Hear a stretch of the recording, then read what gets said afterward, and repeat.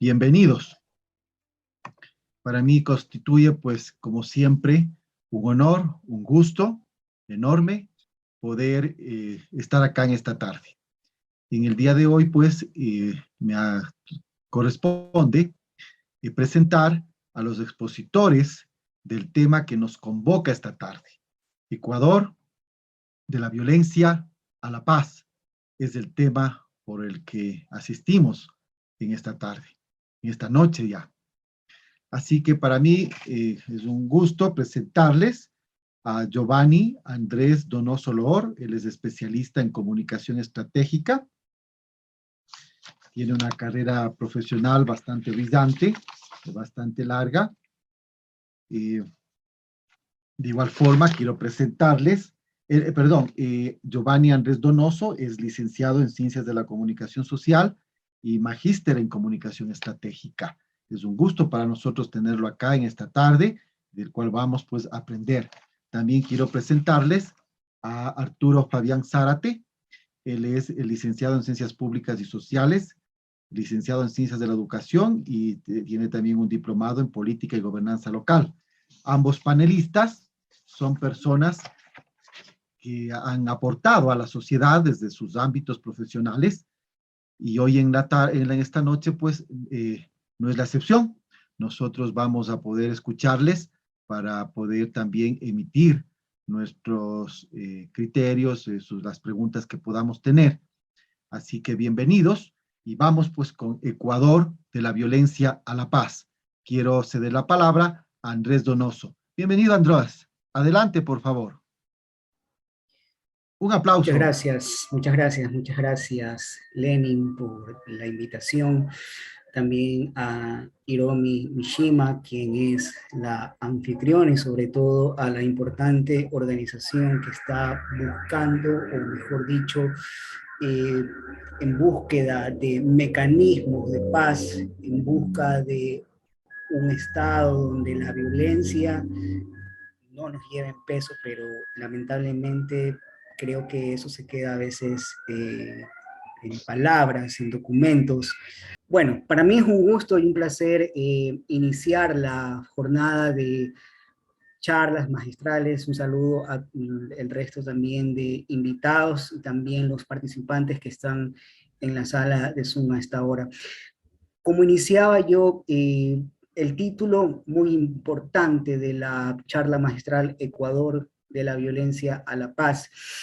Vamos un poco hablando sobre estos hechos que lamentablemente siempre nos afectan, siempre dejan mucho que decir, pero sobre todo muy importante la intervención de la comunicación para los procesos de paz, para que esa paz de pronto llegue en el momento justo, en el momento a tiempo, no esperar una mediación después de tantos días, no esperar que la situación verdaderamente se complique. Y el rol del periodista también dentro de la paz es extremadamente importante. No he visto yo de pronto que a un periodista se lo diga, también puede ser considerado como un embajador de paz. Si nos vamos a los hechos, quisiera yo de pronto hacer resaltar algo importante. Los periodistas fuimos quienes mantuvimos informados a las personas durante las últimas protestas del 2022 por casi 18 días. Pudimos darnos cuenta cómo desde la comunicación se aportó hacia la paz. Vimos cómo canales, medios impresos y medios digitales pedían el cese a la violencia, a la represión social, exigían a ambas partes involucradas a que por favor se sienten a dialogar. Veíamos cómo de pronto los noticieros a diario sentaban en sus paneles de entrevistas a personajes vinculados con la política, con la coyuntura, pero desde la comunicación se insistía a que se llegue a la paz, a que esta situación verdaderamente termine, porque ¿qué pasaba a diario? ¿Qué era lo que nosotros consumíamos como noticias? Represión, personas heridas, vandalismos, situaciones que comenzaban económicamente a afectar al país, ¿ok? Entonces, veíamos cómo los periodistas cada cierto tiempo, cada día o cada hora, durante sus reportes, exhortaban: Ecuador un país de paz, Ecuador un país unido.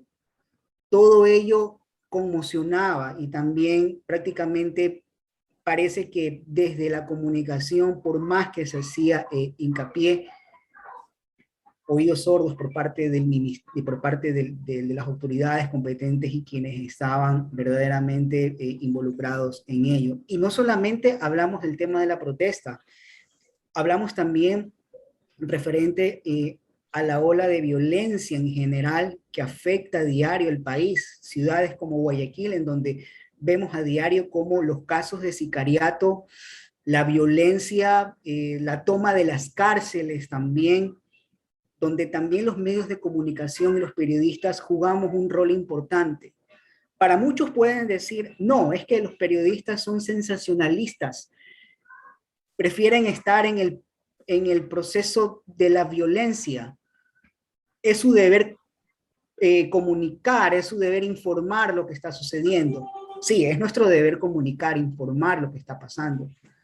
Pero nosotros al informar estamos mejor dicho, viendo de qué forma la paz está siendo afectada. Nosotros proyectamos eso. Tenemos un problema social que es la violencia y que los mecanismos que a veces se dan de por medio, hablamos del mecanismo. ¿Cuál es uno de los mecanismos más importantes entre la violencia y la paz? La mediación. Pero a veces este mecanismo no funciona, no tiene eco. Entonces, involucrar a la comunicación como parte de embajadores de la paz es muy importante, porque de pronto quienes están dentro de su rol de embajadores de paz no conocen a fondo por qué se origina la violencia dentro de las protestas sociales, dentro de las cárceles. Pero el periodista que lo vive dos realidades: la que sucede con personas inocentes y quienes están detrás de generar la violencia. Entonces, desde la comunicación, ¿cuál es el aporte? Ok, delinear estrategias que nos permita llegar a una paz de manera inmediata. Era un poco triste, era un poco lamentable escuchar todos los días: no hay acuerdos, no hay mesas de diálogos, no se llega a la solución. Inclusive se anunciaba en medios de comunicación que una ONG internacional se presta a mediar. Desde la comunicación se le da la cobertura, se hace el análisis, se pone los resultados, se pone cuáles son las consecuencias si la violencia sigue. Sin embargo, veíamos que en aquel momento se cayó el diálogo, pero desde la comunicación, qué difícil es informar y decir: no estamos llegando a ningún acuerdo, no estamos logrando la paz, la violencia continúa. Y también a veces es un poco complicado titular o decir: ola de violencia se toma las calles de Guayaquil, ¿verdad? Para el periodista, y me incluyo, que en muchos años ejercí la profesión y ahora me dedico a asesorías en comunicación y también a la dirección de comunicación, pero cuando ejercí el campo del periodismo en las calles, qué difícil es llevar una noticia a un periódico en donde vemos personas inocentes, o tomar declaraciones de una madre que ha perdido a su hijo producto de una violencia, o de una esposa que ha perdido a su esposo producto de un ataque violento. Es importante, como lo decía hace un momento, que el periodista también sea embajador de paz, porque de pronto el periodista puede también determinar desde la comunicación cómo fortalecer esa mediación, cómo el embajador puede decir: ok, no estamos encontrando la solución por el momento, ¿qué líneas argumentales podemos decir desde la comunicación? ¿Qué nos proponen? ¿Cuál es la parte medular del problema? ¿Qué conocen ustedes más del problema? Porque sí, porque si invitan a los embajadores de paz, algo que me parece muy bien, desde la parte gubernamental, le van a presentar una radiografía de los hechos vistos desde afuera, no vistos internamente. Y ojo que no estoy criticando gestiones gubernamentales, para nada. Pero esa es la situación como tal. Esa es la situación. A nivel general, presentan una radiografía general, pero no se presenta una radiografía interna de qué está sucediendo de pronto en las calles y también a nivel de la violencia de cárceles. ¿Ok? Vimos también cómo periodistas durante las últimas protestas fueron agredidos por un poco también incentivar a la paz. ¿Ok? Qué difícil era ver cuando periodistas decían, no, no me pegues, soy periodista, levantaban los brazos, inclusive algunos periodistas tuvieron que llevar banderas blancas en señal de que no tienen o no son ellos por qué ser víctimas colaterales de una violencia que a veces lamentablemente se le escapa, mejor dicho, a las autoridades y también a los protestantes de las manos. Considero yo y pienso necesario que Ecuador puede dejar de pasar siempre de la violencia a la paz, pero en el menor tiempo posible, en el no esperar que las cifras o que la situación entre en un estado crítico, en donde ya la presión social digan, paren, por favor, necesitamos paz. ¿Okay? Y muchas veces vimos cómo también la comunicación servía para conocer, o sirve, mejor dicho, para conocer cómo de pronto la violencia comienza a tomar una escalada, cómo la violencia comienza de pronto a encender. Lamentablemente vemos que todavía existen, por decirlo así, titulares en donde los índices de violencia se frenan. Pero hemos analizado un poco de pronto la parte tal vez complicada, también la parte compleja. Ahora los traslado un poco al escenario de la parte positiva. ¿Cómo Ecuador puede pasar, cómo Ecuador pasa de la violencia a la paz desde la comunicación? Siempre vimos, siempre supimos la veracidad de las noticias. Redes sociales se convierten siempre en una herramienta vital para conocer en qué situación se encuentra determinada protesta o determinada violencia a nivel de calles o a nivel de cárceles, porque esos son los factores que ahorita están perturbando la paz en Ecuador. Violencia en las calles, violencia dentro de las cárceles y finalmente protestas sociales, pero con un impacto más fuerte porque es a diario, durante los días que se tomen. Las violencias en las calles, sí, son de pronto, forman parte, como lamentablemente podemos decirlo, del bien común, pero sabemos de que comienza a convertirse en una, lamentablemente, como que ya en una nota más, en una situación más. Las violencias en las cárceles, en cambio, nos impactan. Entonces, para no alejarnos un poco del tema, cómo Ecuador puede pasar, cómo Ecuador pasa de la violencia a la paz desde la comunicación, siempre considero una buena herramienta las redes sociales como primer elemento, porque en ella nosotros estamos viendo a más de la información la situación como tal, no hacernos eco, no hacernos eco de noticias dolorosas, dándoles RT, retweets, compartiendo ese tipo de noticias. ¿Ok? Cómo Ecuador también puede pasar de la violencia a la paz a través también de los noticieros. Considero yo y pienso yo que también es necesario que la televisión ecuatoriana construya espacios educomunicacionales dirigidos no solamente a la sociedad, sino también a jóvenes, a niños, que lamentablemente piensan de que estas situaciones de lo que se ve en calles, de lo que se ve en cárceles son normales. Por allí puede ser un camino importante para, Ecuador, para que Ecuador pase de la violencia a la paz, con productos educomunicacionales. También periodistas y comunicadores que estén verdaderamente comprometidos, que sí los hay, a aportar a los procesos de paz, como lo vimos en las protestas del 2000, de este año, y también en las protestas del 2021, perdón, del 2019. Y considero yo que también, aunque no sea necesario de pronto que un periodista sea invitado a ser un embajador de paz, sentirse un embajador de paz. De pronto, si hay una situación en una calle en donde hay una violencia, el periodista, sin la necesidad de estar con un micrófono o una cámara, apagarla, pero invitar a las personas a mediar, que puede ser de pronto difícil, pero ¿cuál es podemos decir, el aporte que tiene el periodista? Primero, la facilidad de la palabra. Primero, el diálogo con palabras adecuadas, con estrategias básicas.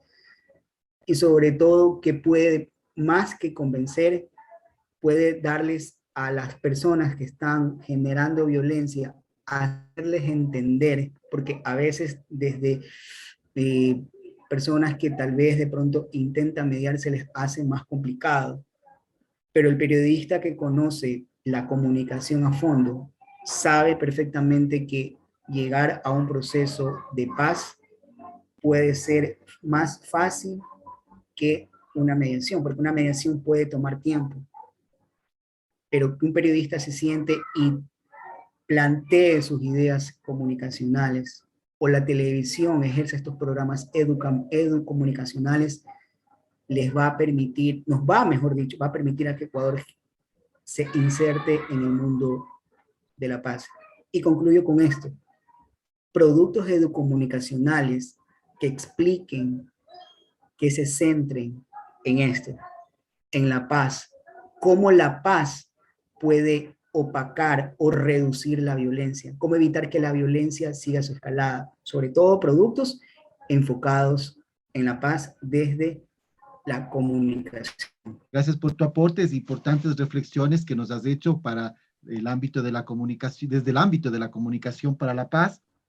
Y hay que destacar en tus propuestas, pues justamente esto que planteas como esa suerte de redefinición del rol de los periodistas, esta propuesta que tú lo planteas para los productos comunicacionales para la paz, para la reducción de la violencia. Y algo que creo que es importante destacar también, aparte de todo lo que tú has dicho y que creo que todos estamos conscientes de eso, tiene que ver con no normalizar la violencia, que lo has planteado, y también pues en recuperar la palabra. Bien, gracias Andrés por tu intervención. Gracias. Vamos en este momento a darle la palabra a nuestro siguiente panelista. Vamos a darle un aplauso virtual también, por favor. Está muy bien, como Hiromi nos dice. Vamos a darle un aplauso virtual a Andrés por su excelente participación, sus aportes que nos ha hecho en esta noche desde el ámbito de la comunicación. Veo algunas personas están pidiendo la palabra. Yo quisiera, mi estimada Hiromi y estimados asistentes, darle la palabra a Fabián Zárate para de pronto concatenar las dos exposiciones y poder intervenir de una forma más integral. Así que vamos a dar la palabra a Fabián Zárate. Fabián, bienvenido. Tienes pues tus 15 minutos también, por favor. Muy gentil, muchas gracias. Había preparado justamente un tiempo más o menos en ese sentido para poder charlar con ustedes. Primero quiero expresarles mi agradecimiento a ustedes, a los miembros de la Federación por la Paz Internacional y a Eduardo Villarreal por esta invitación y por abrir un espacio a ciudadanos de a pie, pues para que su opinión no permanezca enclaustrada en los pequeños grupos a los que nos pertenecemos. Así que muchas gracias por eso.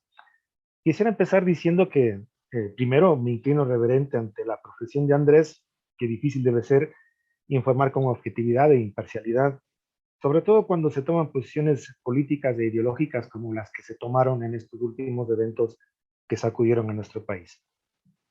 Quiero empezar diciendo que el objetivo central de toda discusión en torno al estado actual de la situación en nuestro país debería ser el develar las ideas básicas de paz, de violencia y conflicto, que la prensa escrita nacional e internacional construyó durante los hechos acaecidos en el mes de junio de 2021, tal como lo hizo en los hechos de octubre de 2019. Entonces los conceptos de violencia, seguridad, paz, construcción social de la realidad y medios de comunicación deberían ser mejor explorados por quienes hacen opinión pública. Y no solo mejor explorados, sino mejor explicados y difundidos, sobre todo con ética profesional y sin ningún tipo de fundamentalismos. Parece difícil, pero es necesario. El camino hacia el establecimiento de una paz sostenible en nuestro país está plagado de superlativos, de lugares comunes y hasta de ambigüedades. Lo que sí es seguro es el hecho de que existe mucha violencia de procedencia muy diversa, la cual está afectando la vida, los intereses económicos y la salud mental de la población, donde el miedo al presente convive con la esperanza por un futuro mejor. ¿Cómo se están analizando la violencia y la inseguridad en nuestro país? ¿Desde qué perspectivas? ¿Desde qué supuestos? ¿Cuáles son los nexos entre la violencia económica y la violencia política? Y quiero retomar un poco al pasado y recordar que hace 8 años ya han pasado desde que la segunda cumbre de la CELAC declarara a América Latina y al Caribe como una zona de paz. Sin embargo, crecientes percepciones sobre criminalidad y corrupción han reavivado la violencia en Sudamérica. Y de los 20 países con tasas de homicidio más altas, por ejemplo, 11 son latinoamericanos. Y ahí estamos nosotros por invitación propia. El paisaje entonces ilustra la tendencia mundial según la cual el número de muertes violentas aumenta, mientras el de conflictos armados disminuye. Nuestro país no escapa a esta realidad. En lo que va del año, cerca de 2.000 crímenes violentos y solo 299 denuncias. Qué contradictorio. Parece que los ecuatorianos viviéramos una especie de paz insegura, entre comillas. Nuestra paz no garantiza los derechos fundamentales a la vida, a la seguridad personal y al trabajo. Entonces no hay paz, y la paz sigue siendo una utopía. Si a esto le sumamos la violencia política, las persecuciones, los destierros, el lawfare, la xenofobia, los femicidios que constantemente aumentan día tras día, y otras formas ocultas de violencia, como por ejemplo la deuda externa y otros, el panorama para nosotros sigue siendo oscuro. Entonces, la discusión sobre la relación entre paz y seguridad es válida, pues detrás de estas ideas existe el deseo de crear marcos de mayor respeto a los derechos humanos, condición sine qua non para garantizar una paz duradera. Y de ahí de nuevo la felicitación a su organización por promover este tipo de eventos. Para continuar, conviene aclarar dos elementos. Primero, reconocer que existen diversas violencias, unas legítimas, entre comillas, necesarias o intencionales, y otras que son ilegítimas, inservibles o involuntarias. Muchas son visibles y varias son invisibles.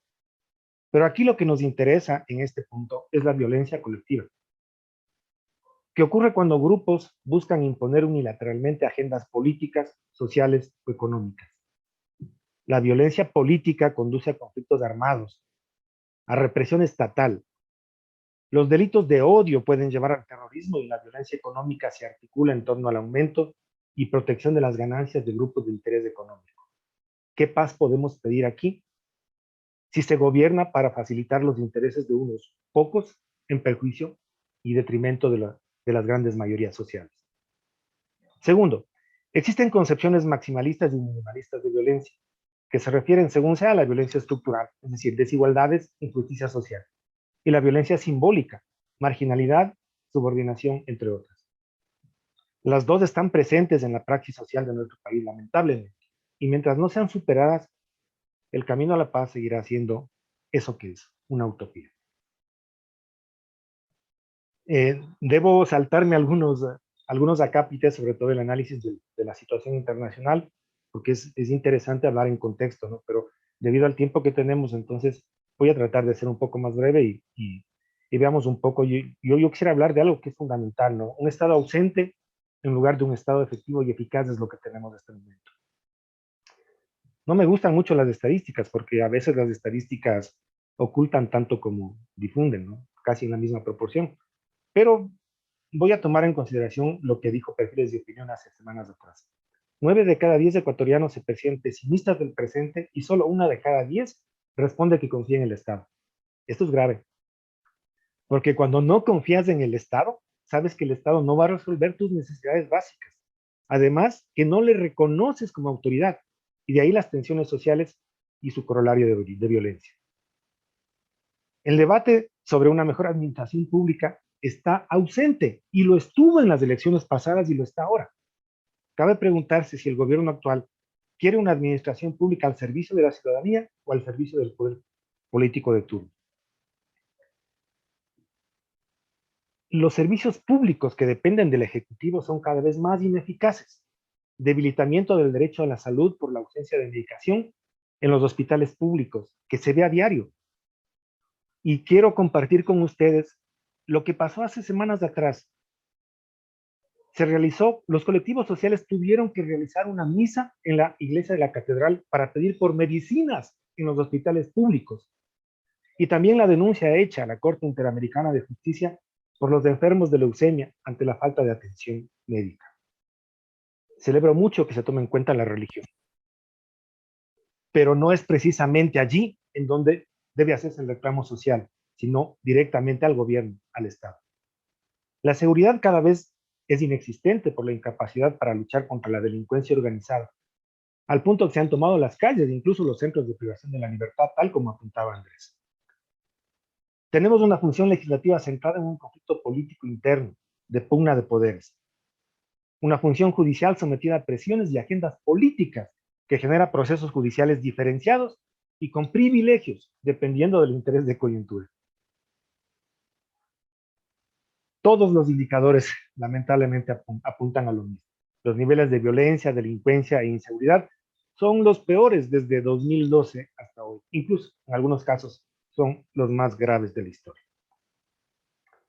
Y quisiera, para continuar, disculpen si me extiendo un poco, pero todavía me sigue quedando esto de ser profesor, a pesar de que ya estoy jubilado. Quisiera hablar sobre los medios de comunicación como actores políticos. Y quisiera empezar con una reflexión que es interesante. No es lo que ignoramos lo que nos mete en problemas. Es lo que decimos que sabemos y está mal. Las inexactitudes y fabricaciones que propagan los medios son una causa especialmente poderosa de las creencias erróneas del público, en parte por la reputación de objetividad y exactitud que muchos de los medios tienen, aún sin merecérselo en algunos casos. Pero por desgracia, la conciencia general no ha incorporado el consejo de que no te creas todo lo que leas. A menudo parece que le hace sombra el eslogan contrario. No lo dirían si no fuera cierto. Pero se dice mucho que no es verdad. Quizá por eso el imaginario colectivo creó el aforismo: antes de creer lo que escribe la prensa, entérate quién paga la tinta. Duro, durísimo, pero es un mecanismo de defensa que utilizan quienes se ven de alguna forma angustiados por lo que los medios de comunicación propagan. Y ahora quisiera hablar rápidamente sobre un ejemplo que ocurrió de cómo se divulgaron noticias falsas y noticias con intereses para apoyar a determinados grupos políticos, divulgados por algunos periódicos de nuestro país de circulación masiva.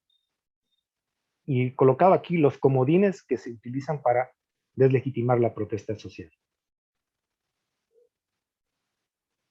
Los medios de comunicación están actuando y actuaron durante este proceso como replicadores o repetidores del discurso oficial. Por ejemplo, y esto les debe constar a todos, la criminalización de la protesta social, y para lograrlo utilizaron estos comodines de los cuales les voy a hablar rápidamente. Primer comodín: noticias publicadas, titulares de prensa publicados en los diarios de mayor circulación en nuestro país. Detrás de las protestas están las mafias del narcotráfico. El concepto mafias es utilizado aquí para legitimar la represión estatal que efectivamente se dio. Usted puede tener cualquier tipo de ideología política, cualquier apego a determinado grupo de poder, pero jamás puede alejarse del lado de la objetividad, ¿sí?, para decir que no hubo violencia estatal, hubo represión estatal. La hubo, también del otro lado, eso es cierto.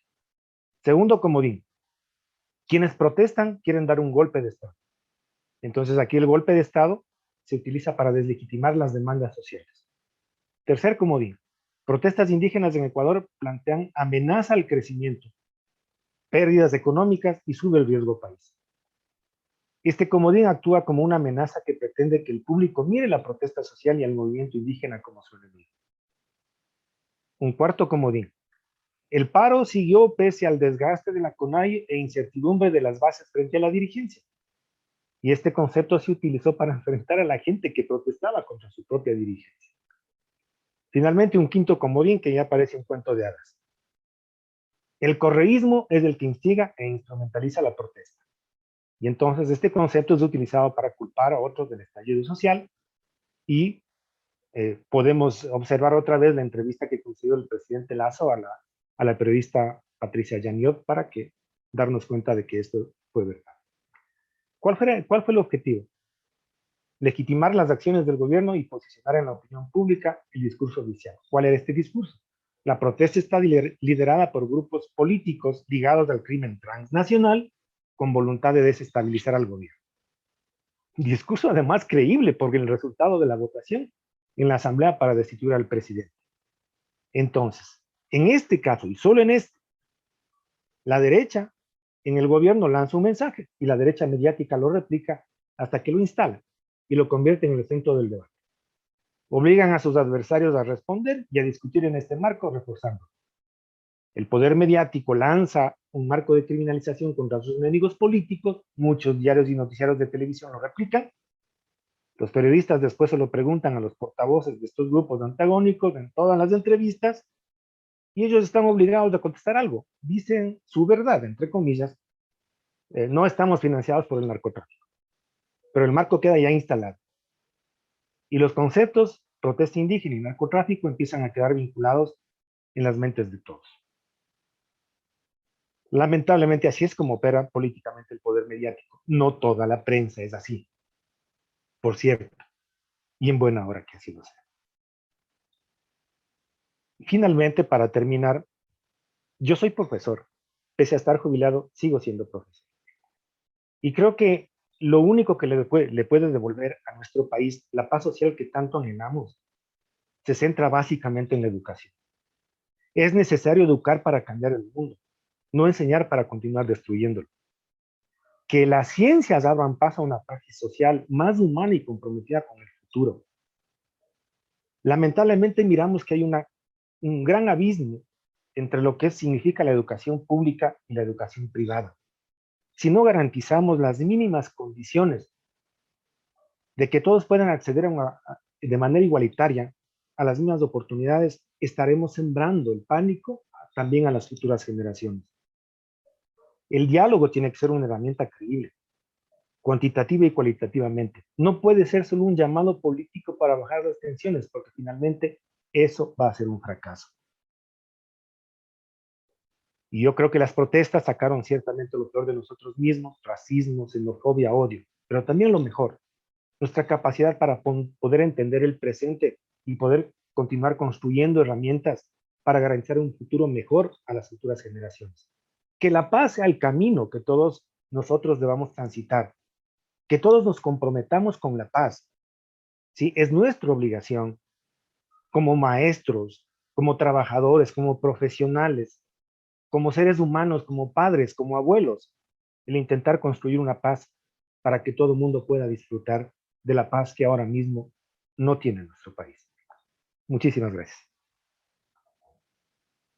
Agradecemos a Fabián por su intervención, su exposición que lo ha realizado, ha expuesto su punto de vista respecto de algunos hechos que acontecieron en el Ecuador en los últimos tiempos.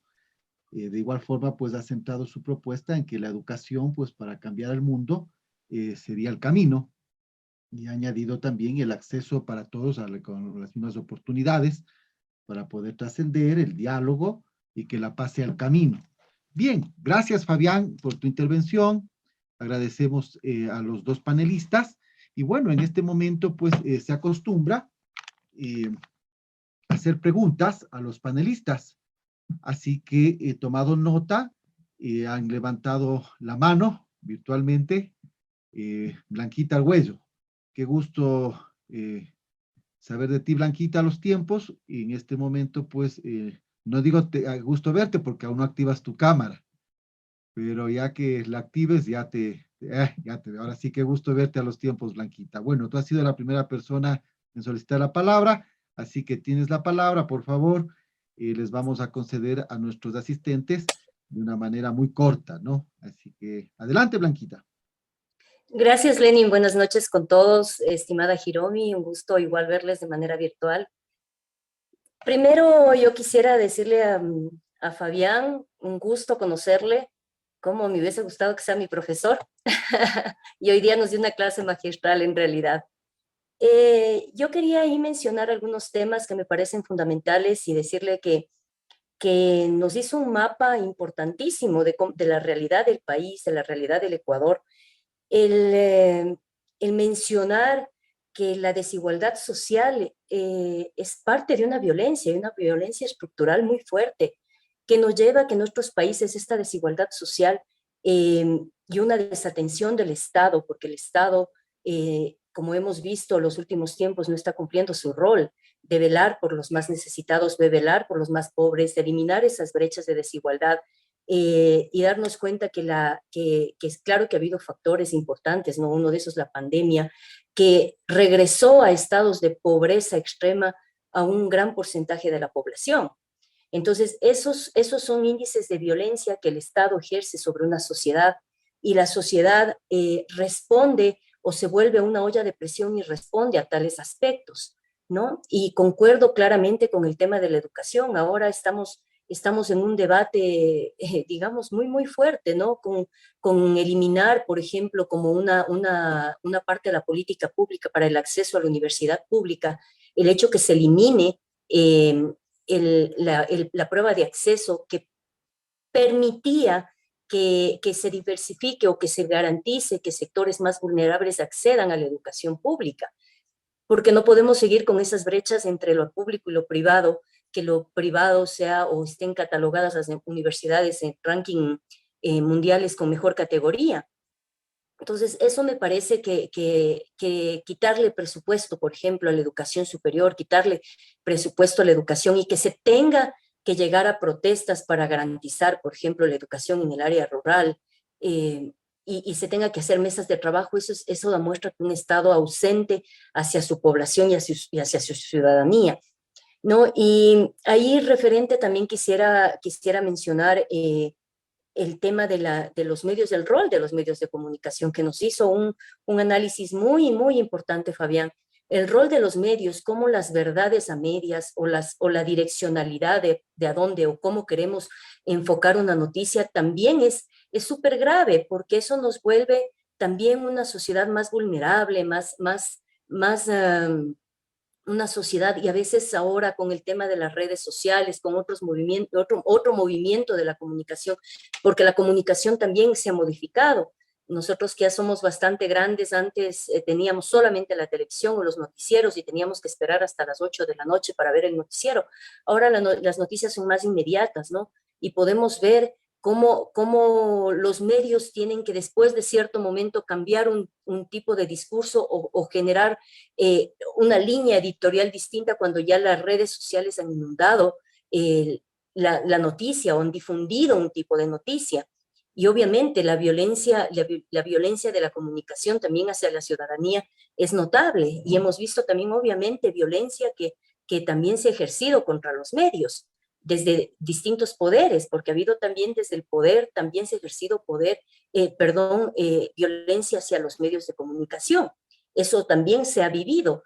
Tal es así, yo recuerdo en estas últimas protestas que veíamos a un policía que le agredía a un comunicador comunitario, que le golpeaban y él decía, soy periodista, pero nadie le hacía caso. Entonces también vimos mucha violencia hacia los comunicadores. Entonces me parece que el análisis que nos hizo Fabián referente de cómo la violencia se puede generar desde un Estado hacia la ciudadanía, y eso sí es complicado y es grave. Creo que ahí hay mucho que hacer, porque los políticos de turno también ejercen este tipo de violencia para tener beneficios a veces personales o políticos o económicos a su medida.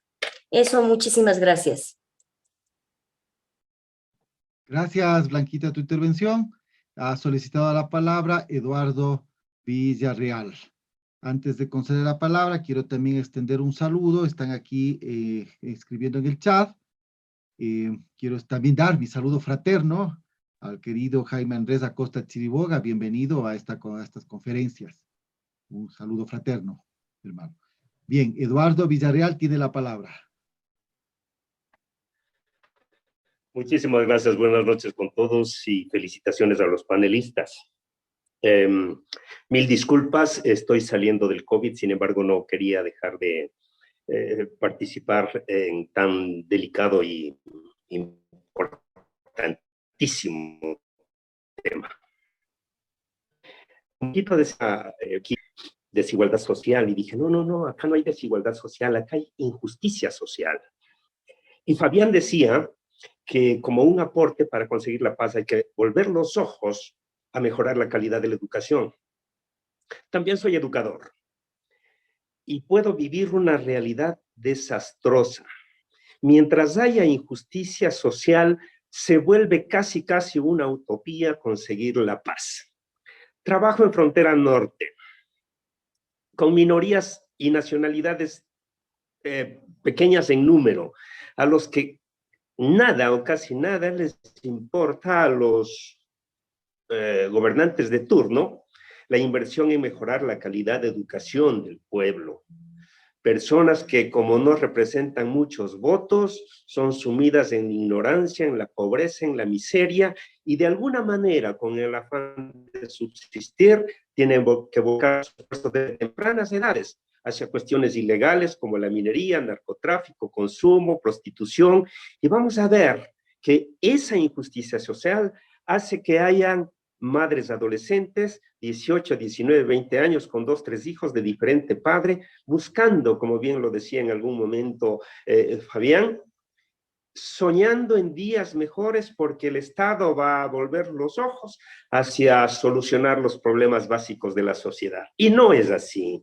No es así. Invertir en la educación implica el desnudarse de intereses económicos, políticos y sociales y ver una verdadera solidaridad humana entre los que somos ecuatorianos y somos humanos, ciudadanos del mundo. Soy una de las personas que siempre anda abogando por la paz en el mundo y sin embargo cada vez la veo más lejana y mientras más me meto, más peligro corro. Porque más inseguridad, menos apoyo, menos respaldo y no lo digo ni para jactarse ni para nada. Con dinero y con personas se trabaja, porque otra cosa es trabajar con el más desposeído, con el que en realidad no tiene nada. Y lo más grave es que ni siquiera tiene la idea cómo conseguir algo para solventar las necesidades básicas propias y las de su entorno, de sus familias. Entonces, la situación es extremadamente crítica. Y más allá de lo que acabo de escuchar, yo sí creo, definitivamente creo, tal como dijo Fabián, invertir en la educación, pero desde la casa. Y eso también es un poco contradictorio, porque conociendo la pobreza, la miseria y la ignorancia, incluso el analfabetismo de gran número de familias pobres, de donde trabajo, de las comunidades en donde trabajo, ¿cómo pedir que formen bien a sus hijos? Si ni siquiera los que pueden ayudar en las tareas a sus hijos, son los hijos que de alguna manera tienen que enseñar a sus padres al menos a escribir su nombre. Entonces, ¿cómo poder endosar al hogar que forme familias para la paz, que forme nuevas generaciones para la paz? Cada vez más utópico.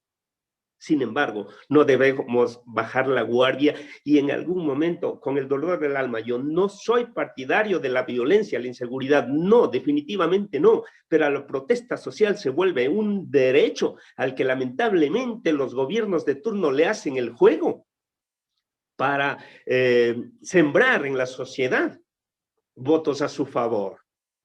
Estamos en un circo a gran escala, definitivamente. Y esto es indignante, y me duele como ecuatoriano, me duele como ser humano. Sin embargo, creo que no queda otro camino de hacer más programas como estos y de intentar incidir en cada una de las personas con quienes nosotros nos relacionamos día a día, ya sea en la familia, ya sea en el trabajo, ya sea en la sociedad.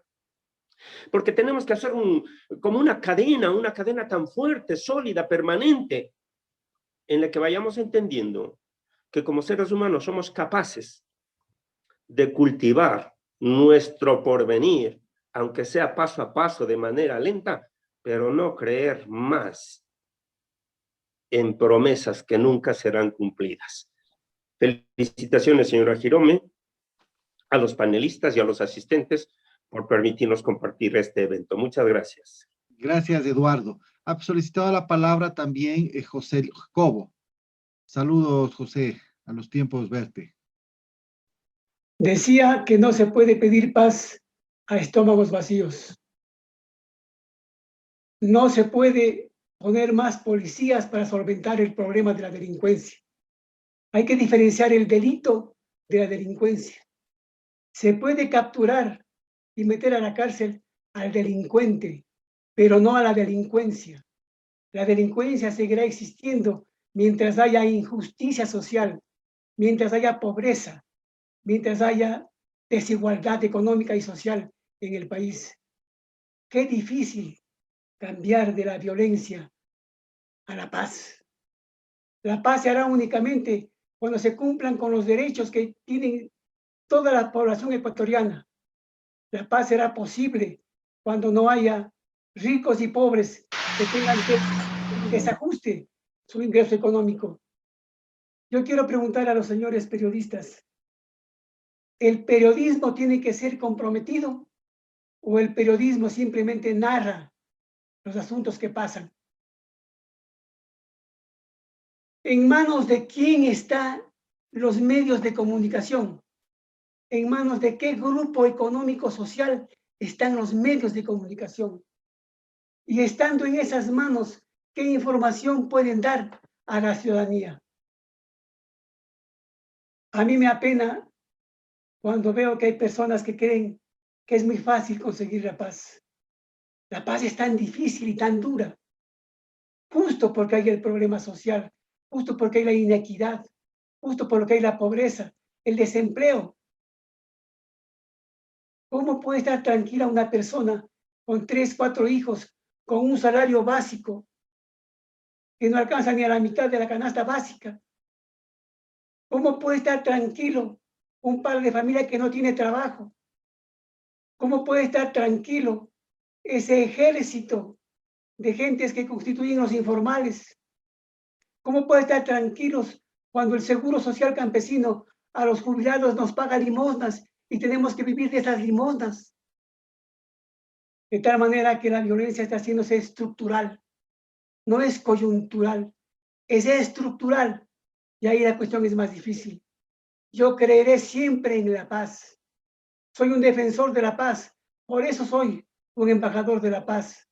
Creo en la paz, pero para conseguirla hay que luchar muchísimo. Gracias. Yo considero siempre que la educación es el camino, no puede haber otro. Pero una educación que garantice la igualdad de oportunidades, vuelvo a insistir en eso.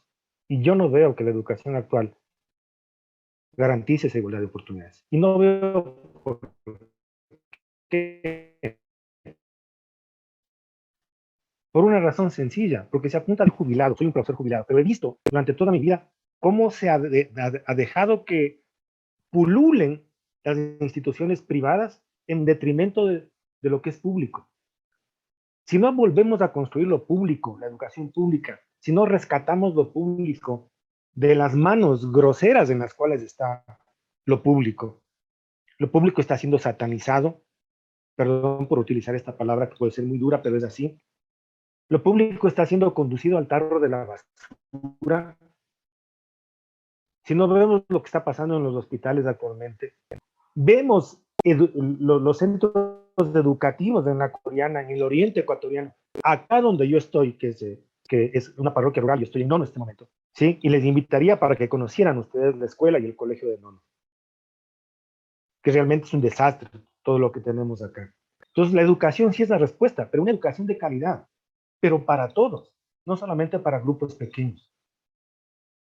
No se puede dejar la educación en manos de quien no sabe siquiera qué es lo que está haciendo con el Estado, en términos generales.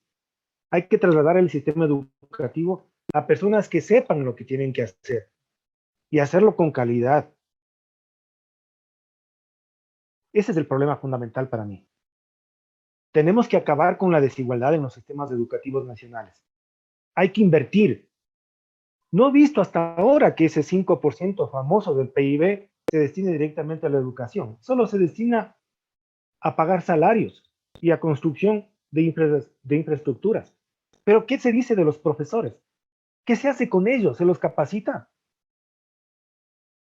Casi no se invierte en capacitación. El capital humano, que es lo más importante, está cediendo paso día tras día al capital en líneas generales monetario. Y eso es un gravísimo problema. Andrés, por favor. Sí, bueno, comparto lo que dijo Fabián, totalmente de acuerdo. Como docente, es verdad lo que dijo la anterior, la anterior panelista. Fabián nos acaba de dar una buena clase y lo felicito mucho, Fabián, por su intervención. Aplaudo cada una de sus palabras. Efectivamente, sí. Empiezo con lo último que dijo Fabián. Hay que combatir la desigualdad en todo el sistema, tanto educativo como también de salud. Vemos que lamentablemente no hay una equidad en el sistema público, al igual que en el sistema privado, acá en Ecuador. Pero, ¿cómo nosotros, bueno, desde dónde, cómo nosotros sabemos todo ello?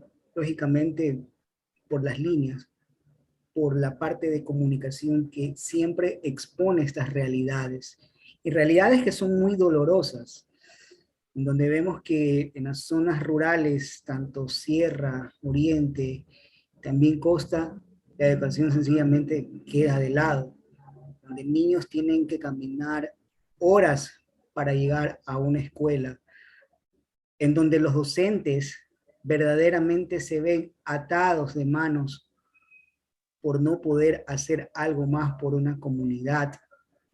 Y también otro problema que siempre desde el periodismo se ha puesto en la palestra pública, y es que el docente tenga también un salario acorde por lo que enseña. En el 2003, 2004, vimos como cientos de maestros jubilados aquí en Guayaquil se apostaron en el IES, muchos de ellos fallecieron reclamando una jubilación digna. Vimos que también allí no había lo que es igualdad. La comunicación siempre ha impactado en ello, en tratar de que se dé la igualdad en la educación y en la salud, que son, creo yo, la parte importante, la parte medular, acompañado de la seguridad de todo gobierno. Y desde la comunicación, desde el periodismo, se insiste a mejorar el sistema. Se presentan las deficiencias del sistema. Se trabaja en ello, pero lamentablemente a veces las autoridades no lo toman en cuenta y en ese proceso de desigualdad, Ecuador, como se diría coloquialmente, todavía se queda de año. Gracias. Amigos, embajadores de la paz, buenas noches, queridísima Hiromi, amiga fraterna de Brahma Kumaris. Solamente como aportar como una lucecita en este camino un poco difícil, ¿no? Pues, un camino que vamos viendo que no hay respuestas lógicas, respuestas plausibles para un sistema de educación en el Ecuador que no es gratificante y que no produce seres humanos con una autoestima elevada. Es bien importante que pensemos que nuestro sistema está bastante distante, por ejemplo, comparando con el Japón, un país que tiene una educación de calidad y tiene en realidad supuestamente de ese árbol, de ese papel, un sistema que nos encantaría tenerlo aquí en el Ecuador. Así es que yo siento que para simplificar todo lo que nos viene a la mente, que son muchas preguntas, muchas situaciones que no alcanzamos a entender por qué estamos en un plano tan caótico escolar, de educación. Tan importante que entendamos que nosotros como seres individuales podemos contribuir a ese cambio cambiando nosotros primero. Nosotros tenemos en Brahma Kumaris un eslogan que dice, cuando yo cambio, el mundo cambia. Porque cambiar hábitos, memorias, cambiar comportamientos es tan importante, porque ahí comienza a dar los pasos fundamentales para que el país cambie. Pero para ese cambio necesitamos tener una honestidad absoluta con uno mismo, un amor infinito que nos lleve a la conciliación entre mestizos, entre mulatos, entre blancos, entre indígenas, entre toda la población. Porque necesitamos llegar a un estado de entendimiento y de valoración y de respeto hacia el ser humano, quien sea el que esté al frente mío. Pero yo le trato a ese ser como un ser de luz, como un hermano fraterno, como un ser que está en este mundo como yo, aprendiendo a ser mejor, aprendiendo a valorarse, aprendiendo a respetarse. Entonces, ahí estamos dando los primeros pasos para poder ayudar incluso al gobierno de turno a que él pueda hacer los cambios necesarios. Políticamente nosotros no estamos bien formados y es fácil alterar, adulterar y, como decían los señores periodistas, es muy fácil cambiar una realidad. Pero la realidad de nosotros, de cada ser humano, cuando aprendemos a vivir con nosotros de una manera mucho más amigable y ser nosotros mismos nuestro mejor amigo, entonces ahí comenzamos a vibrar de una manera diferente, a pensar, a sentir de una manera que nos lleva a entender que estamos siendo actores principales de nuestra vida y que podemos dar lo mejor de nosotros. Nadie nos debe exigir, solamente dar lo mejor, todo lo bueno que tenemos, todo lo noble que tenemos. Ecuador se compone de seres maravillosos son cada ecuatoriano, cada niño, cada joven. Solamente tenemos que elevar esa autoestima. Eso es lo que nos hace falta. Y autoconocimiento, porque hay muchos valores, muchísimos valores en el ecuatoriano. Lamentablemente pesa más lo negativo que lo positivo. Entonces ahí es cuando nosotros debemos reflexionar en calma, con paciencia, como soy el principal actor de mi vida, a ver qué papel estoy desempeñando conmigo mismo, qué es lo que estoy dando a mi país, a mi familia, qué clase de emociones, de sentimientos, de pensamientos estoy creando para hacer algo mejor. Entonces el compromiso es con uno mismo en este momento para aclarar un poco el panorama tan oscuro que tenemos de la educación. Muchas gracias, ese es mi aporte. Muchas gracias a ustedes por escuchar. Y muchas gracias por la invitación. Realmente tomando en cuenta y los puntos, las intervenciones de diferentes panelistas y los señores expositores, un excelente tema hablando de la paz.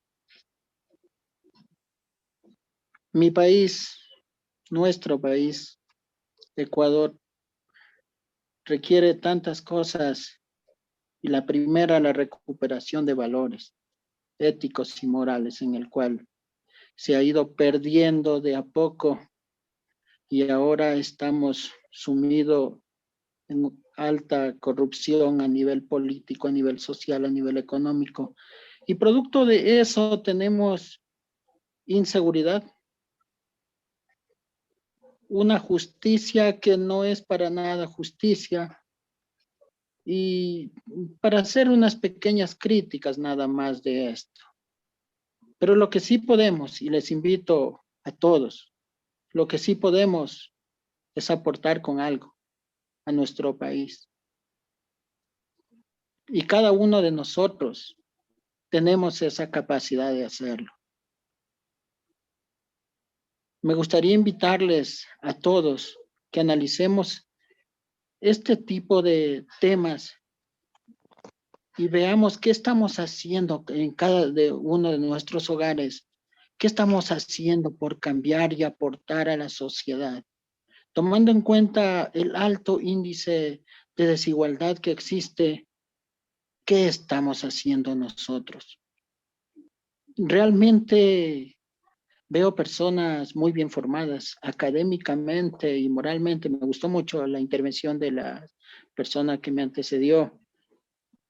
Somos seres humanos capaces, estamos reconocidos a nivel del mundo por tener una muy buena mano de obra.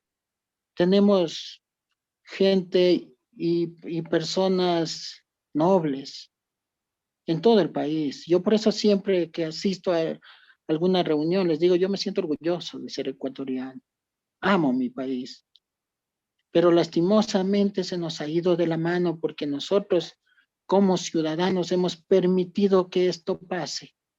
Una de pronto por no hacer un análisis, estoy refiriéndome a nivel político, porque no hemos sabido elegir nuestras autoridades, estimadas. Y tenemos el resultado de todo este tipo de cosas a estas consecuencias que son malas.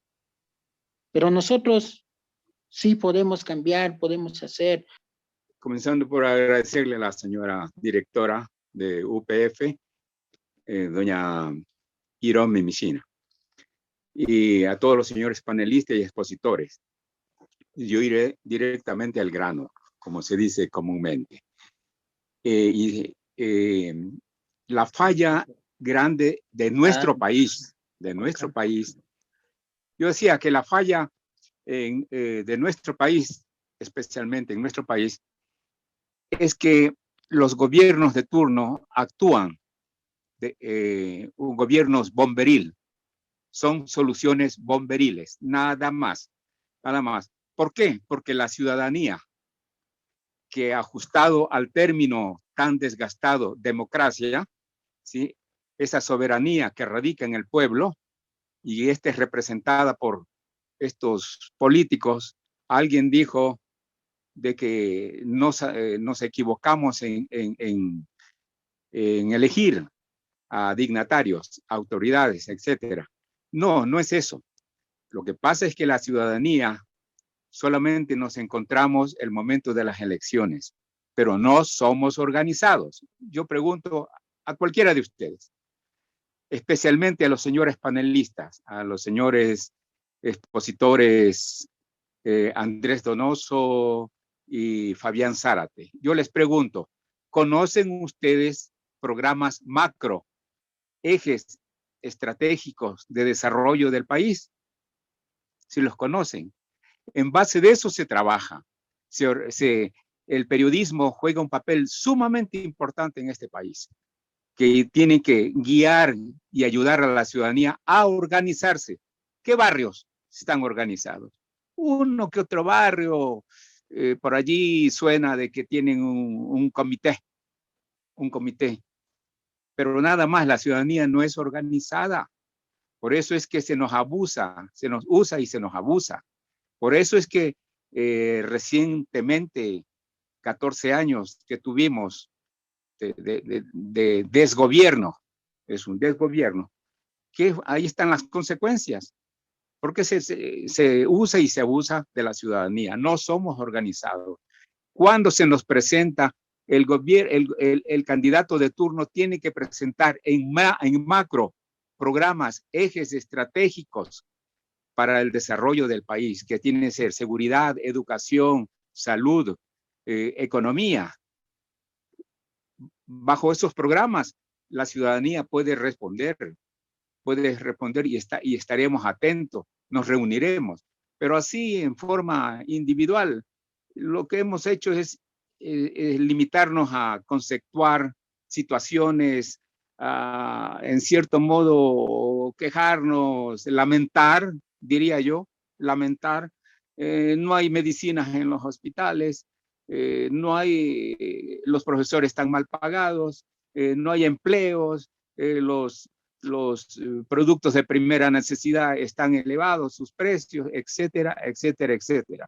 Si no salimos de eso, tenemos, señores, que exigir al gobierno, en primer lugar, una consulta popular para desterrar esta constitución que nos tiene atado de pies y manos y volver a la constitución de 1998.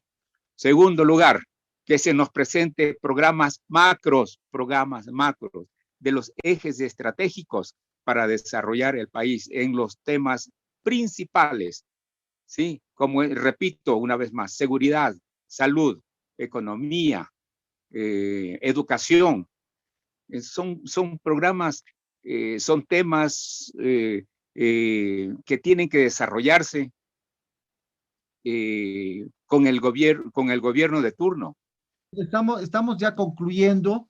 Han sido importantes los aportes que han hecho también los participantes, los asistentes a este foro. Y yo quiero finalmente pedirle tanto a Fabián como a Andrés una conclusión final, por favor, que sea lo más corta posible, un mensaje final, para lo cual se les va a conceder, bueno, lo más corto posible, para no caer en el tema de un minuto. Así que, por favor, Fabián y Andrés, una conclusión final antes de darle la palabra a Iromi y para ir concluyendo. Así que, Fabián y Andrés, por favor. Bueno, yo creo que un mundo que atraviesa un tiempo de transformaciones requiere ser pensado en sus asuntos más acuciantes, las múltiples formas de violencia, el incesante aumento de la desigualdad, los daños al medio ambiente y a los seres que habitan la tierra, la violación de los derechos humanos, la militarización de los territorios o el impacto de las crisis sobre el tejido social, especialmente en los sectores más vulnerables. Y simplemente por contestar lo que se dijo últimamente. Sí es cierto que se teoriza, y la ciencia tiene que teorizar, pues. De otra forma no se podrían construir modelos que son simplificaciones de la realidad para comprenderla, explicarla y buscar soluciones. Hay que teorizar primero. Eso es súper importante. Y la teoría tiene que nacer del conocimiento. ¿Sí? Del conocimiento de la realidad social circundante. Entonces, no la puedes transformar. Muchas gracias por la invitación. Gracias, Fabián. Andrés, si eres tan gentil. Sí, yo creo que la realidad o las situaciones relacionadas con la violencia o la desigualdad no se cambian de la noche a la mañana. Pero creo yo que como no tanto desde el campo en que nosotros estemos profesionalmente, sino como sociedad, como ciudadanos, podemos, creo yo, transformar o ir poco a poco eliminando, si podemos decirlo así, la desigualdad social y terminar, no eliminar, sino ir, mejor dicho, reduciendo el impacto de la violencia. ¿Cómo podemos hacer reduciendo el impacto de la violencia? No hacernos eco de noticias dolorosas, no replicarlas, no compartir falsas noticias. ¿Cómo podemos de pronto transformar la desigualdad social? Trabajar por esos sectores, aportar de manera voluntaria, donde hay sectores que son olvidados socialmente, sin la necesidad de ir al gobierno y tocarle la puerta y decir, necesitan ayuda. Si están en nuestras manos, podemos hacerlo. No nos convertimos en héroes o heroínas, nos convertimos en un aporte a reducir la desigualdad social y un aporte a que la violencia no siga en aumento, sino que empiece una desencalada. Gracias. Gracias, Andrés. Bueno, creo que ha sido un foro donde la participación de los asistentes pues ha sido muy nutrida. Los aportes también han sido significativos desde diferentes puntos de vista, eso hay que destacar. Aquí ha habido diferentes puntos de vista y eso es bueno porque estamos nosotros promoviendo también la democracia, y la democracia justamente es eso, el disentir y también el coincidir en las cosas que nosotros consideramos que para la sociedad es importante. Creo que Hiromi va a dar unas palabras finales, pero antes de eso, yo quiero solamente concluir con 2 o 3 ideas así muy rápidas. Yo creo que destaco, más bien dicho, lo que ha señalado Ana Cecilia, cuando ella manifiesta, lo expuso, cuando yo cambio, el mundo cambia. Yo creo que eso también es un factor importante, porque generalmente en nuestro tipo de sociedad, el tema del individualismo frente a lo colectivo, a lo comunitario, generalmente puede terminar siendo una paralela, y eso pues es algo que hay que nosotros también irlo trabajando, irlo procesando.